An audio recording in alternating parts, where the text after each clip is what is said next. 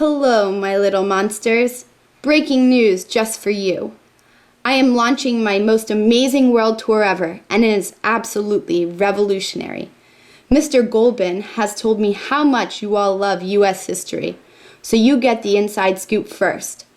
I too adore U.S. history, and my new Born This Way tour will highlight important people and events that made the U.S. and Americans what they are today. The show covers all periods of American history, but today you get a sneak peek at one of my favorite periods, the 1830s. Why the 1830s?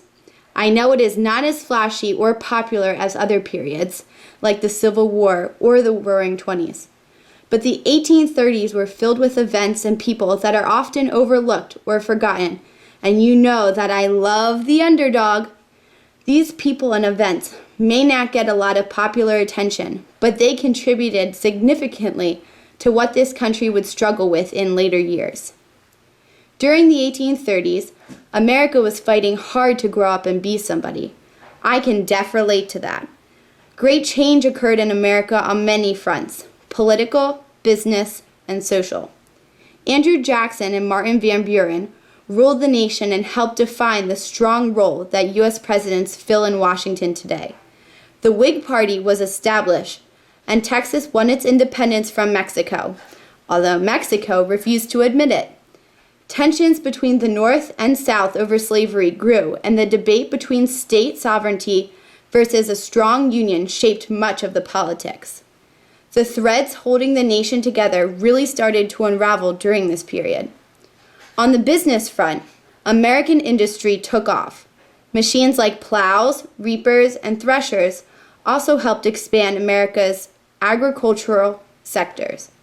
Cotton was a major cash crop in the South, and it required a large workforce of slave labor.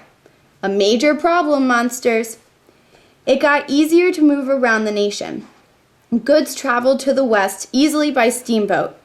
George Pullman designed the first railroad car. Railroad construction flourished in many parts of the country, and the Ohio and Erie Canal opened.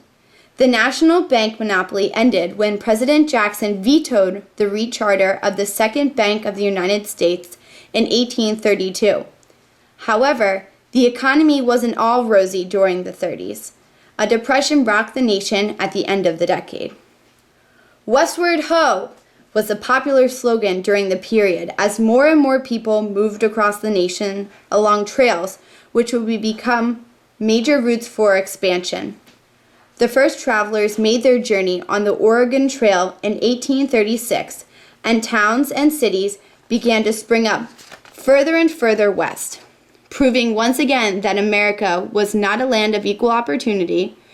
Native Americans were forcibly relocated by the federal government to provide more land for white citizens. The journey for the Indians was so terrible, it is often referred to as the Trail of Tears. I think it was sort of like going on tour with Justin Bieber. Meanwhile, immigrants from other countries flocked to the United States. On the social front, reform movements focusing on America's ills, slavery, alcoholism, education, prison conditions, and women's rights, began to take shape. Nat Turner led an unsuccessful slave rebellion, and Horace Mann pushed for free public education for all children. Religious music, including Negro spirituals, was popular. Fashion magazines were first published in the 1830s. What did a girl do before then? Joseph Smith published the Book of Mormon, Samuel Colt invented the revolver, and Abner Doubleday laid out the first baseball field. The first baseball game was played in Cooperstown in 1839.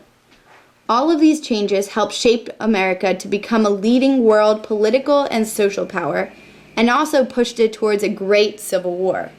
But, at the time, no one could possibly have predicted where America was headed. Now, Eastern monsters, you are going to get a deeper look inside the 1830s.